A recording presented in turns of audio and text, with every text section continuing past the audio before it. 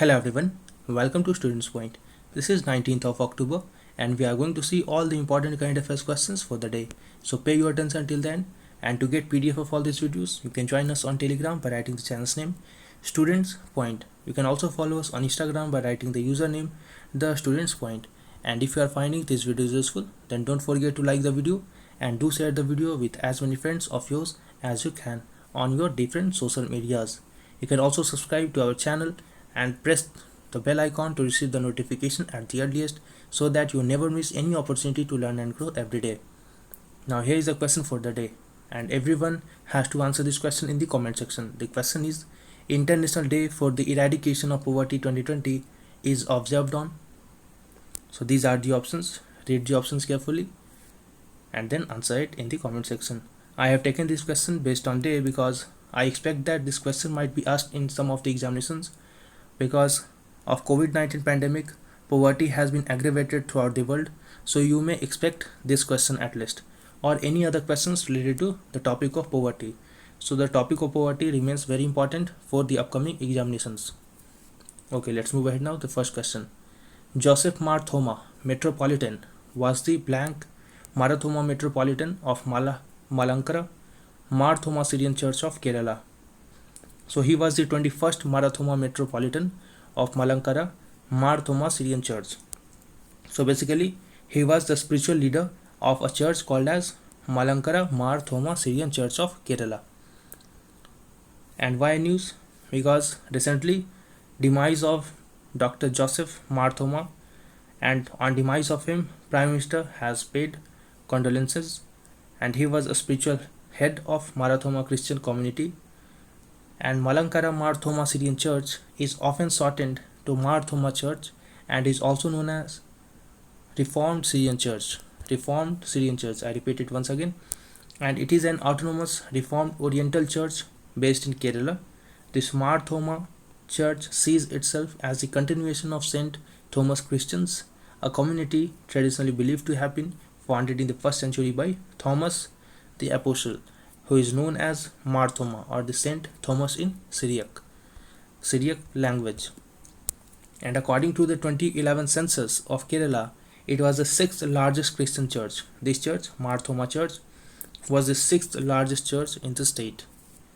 Next question now. Which state has recently launched a 6-month-long women empowerment campaign, Mission Shakti? So it has been launched by the state of UP. So here B is the right answer. Why news? Because UP government has launched this 6 months long women empowerment campaign to raise awareness and tackle crime against women in the state.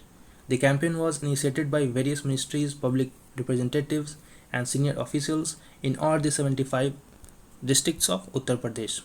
Under this mission, different awareness and training programs will be conducted regarding various schemes for the protection, respect and self-reliance of women and girls. Next question, the third question now. The Buldhana pattern of water conservation is related to, so it is related to the state of Maharashtra. Buldhana is actually a district in which this pattern has been followed to conserve the water in Maharashtra. Why news? Because Union Minister Nitin Gadkari has said that Maharashtra's Buldhana pattern of water conservation has won the national recognition, and the Niti Aayog is in the process of formulating a national policy on water conservation based on this Buldhana pattern. So what is Buldhana pattern? Under this pattern, Buldhana pattern, desiltation of water reservoirs like nalas, rivers and lakes are done, and after desiltation, all the soils and sands which are being carried out from those water bodies are actually used to construct roads like national highways. So this serves two purposes. The first one is that soil and sands are being taken out from the rivers, nalas, and these soils are used for the construction of national highways, while at the same time water storage capacity of those water reservoirs also increased, because after you desilt or dig out the soil and sand from those water bodies, its length or depth of the water body increases. So it increases the water storage capacity of those water reservoirs. So now it can store and conserve more water than previously it was doing. So now it is a way to conserve water. At the same time, those materials are used in the national highways construction as well. So now Niti Aayog is under the way to formulate a policy which can be applied on nationwide to follow this Buldhana pattern of water conservation. Next question now. But before that, the opportunity is knocking at your doors. Don't let the opportunity to go away. Grab this golden opportunity and ensure a seat in mains. The price for the course is just 1849, which is not even 20% of the prevalent price of online batches, and it is not even the cost which we have to incur to buy the books, important books for civil services preparation. So the price is even less than the total cost of the books required to purchase for civil services preparation. And just this much price, you don't have to move anywhere else. यहाँ वहाँ पढ़ने की कोई ज़रूरत नहीं है. Everything will be provided in this much price, and all the video lectures of each chapter will be provided, and these are the subjects which we are going to cover in detail. After each subject, after each chapter, we will see some questions to ensure conceptual clarity of each and every chapters of every subject. The subjects which we are going to cover will cover the syllabus for both prelims as well as mains, but our prime emphasis will be on prelims. And these are the subjects which we are going to cover, that is for history, polity, economy, geography, environment, science and technology, art and culture, which covers the entire syllabus for your UPSC and State PCS. We will also have some map related studies of India as well as the world map. And only 6 days are left to avail this discounted price of 1849. And if you are finding difficulty in paying this price of 1849 in one installment, then you can pay it in 2 installments. Even if you pay half of the price of this amount, then also you are eligible to get this discounted price, and you can pay the next installment by end of November, that is in the next month by end of November. So there is no worry if you are not able to pay this amount at once. You can pay it in 2 times or in 2 installments. So do enroll yourself for the UPSC and State PCS courses 2021. The batch will begin from 1st of November. And you can also enroll yourself into our monthly current affairs test series. You can subscribe to either of these 3 plans. There are 3 plans for this monthly current affairs test series. The first one is for 1 month, the second plan is for 3 months, and the third plan is for 6 months. After subscription, you have to send your confirmation at pointstudent2020@gmail.com. You can also send your queries related to the batch of UPSC and State PCS at here, pointstudent2020@gmail.com. This ID is actually for you guys, for students. Any queries can be asked here, but only queries related to studies, not anything else. Also, to know in more details about the course for UPSC and State PCS, I have made a separate video on that. You can watch that video by pressing on the link here on the I button. And these are the subjects in which we divide the questions for monthly current affairs test. In the test, we not only try to cover the questions or the topics which remain in news, we also try to apply those current news on the static portions to cover even the static questions as well. So these are the subjects in which questions are divided: polity, economy, international news, science and tech, environment, history and culture, and small topics like this are covered in miscellaneous. Till now, the test for economy, polity, environment and science and technology has been uploaded for this month. Rest of the tests will be uploaded very soon. Next question now. Consider the following statements about state development loans, SDLs in short. SDLs are dated securities issued by states for meeting their market borrowings requirements. So this statement is correct. Next statement. Not all states are allowed to issue SDLs or state development loans. No, this is wrong. There is no logic in this statement, as all the states have to be treated at par or equally. So all the states have the right to issue SDLs. However, it is true that all states cannot issue SDLs or state development loans of equal amount. The capacity to issue SDLs varies, that a state which is in better position financially can raise more money through SDLs than the state which are more prone to deficit or financial deficits, fiscal deficits. So here this statement is wrong, and these SDLs are just financial instruments which are issued by state governments to raise money from the market and that money can be used for budgetary needs. So here both of the statements are correct, so C is the right answer. We have to see similar kind of terminologies, many things in economy. Once the course will begin, we will see everything in detail. And why it was in news? Because RBI has decided that it will conduct first ever open market operation purchase of state development loans on 22nd of October. And as at present, state development loans are eligible collateral for the liquidity adjustment facility. Next question now. As per the latest World Economic Outlook, India's per capita GDP in nominal US dollar terms is projected to be. So India's per capita GDP in nominal terms of US dollar is expected to be $1,876.53, and this is the per capita income in 2020 in terms of nominal US dollar for Bangladesh, that is $1,887.97, which is slightly higher than India's. Why news? Because former chief economist of the World Bank Kaushik Basu has said that IMF's latest projection of Bangladesh's real per capita GDP has shown that it surpasses India's real per capita GDP after India had a lead of 25% 5 years ago. So 5 years ago, India's per capita income in terms of nominal US dollar was 25% higher than Bangladesh per capita GDP. But now Bangladesh has almost touched and maintained or bridged this gap, which is shocking, and he calls for bold fiscal and monetary policy.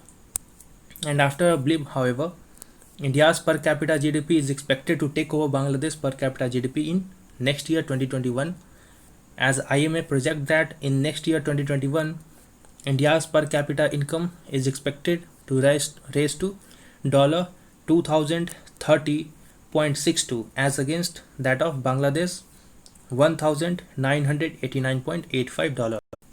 However, this gap will again be bridged by Bangladesh again in the upcoming years, as IMF expect that by 2024 India's per capita GDP will again be overcome by Bangladesh. Bangladesh per capita GDP will increase to $2,544.32, while India's per capita GDP will remain at $2,544.26, so slightly higher than or slightly lower than the Bangladesh per capita GDP. And India's per capita GDP in purchasing power parity in PPP terms 2020 was estimated by IMF at $6,284 compared to 5,139 per capita in terms of PPP of Bangladesh for 2020. So in PPP terms, India's per capita is still higher than Bangladesh with huge gap. So in terms of PPP, the gap is higher, but in terms of nominal GDP, the gap has already been bridged by Bangladesh. We will see everything, why we use PPP and when PPP terms are used and when nominal GDP are used. Everything will be discussed in the upcoming courses. Next question now. Consider the following statements about Gorkha land. Let's see. It consists of Nepali speaking people of Darjeeling, Kalimpong, Kurseong and other hilly districts of West Bengal. This statement is correct. So basically Gorkha land includes certain districts which are Darjeeling, Kalimpong, Kurseong and hilly districts of West Bengal, and these are the people who speak Nepali and they are Indian citizens. And the first demand for Gorkha land was submitted in 1907 to Morley Minto Reforms Panel. This is also correct. So here both of the statements are correct, so C is the right answer. And recently the Ministry of Home Affairs has invited West Bengal government and the Gorkha Territorial Administration and Gorkha Jan Mukti Morcha for a tripartite meeting to discuss the issues related to Gorkha land. Next question. Consider the following statements about sex ratio at birth. Sex ratio is measured as the number of females per 1,000 males. This is correct. Next statement now. Biologically, normal sex ratio at birth is 1050 males to 1000 females or 950 females to 1000 males. So naturally it has been observed that sex ratio at birth differs for male and females. So if 1000 male child is born, so per 1000 male child born, 950 female child are born. But if the data goes below that, then there might be some social reasons, economical reasons related to the decreasing sex ratio at birth for female child. In India, the reasons for decreasing sex ratio at birth for female child includes reasons like preferences for son.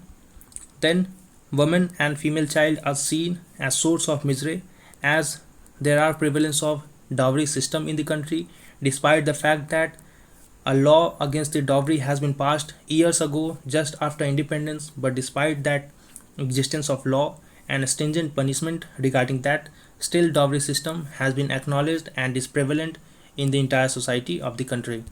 So these are certain reasons based on which the sex ratio are being declining for female child, and for male child it is increasing as male child are given more preferences over girl child.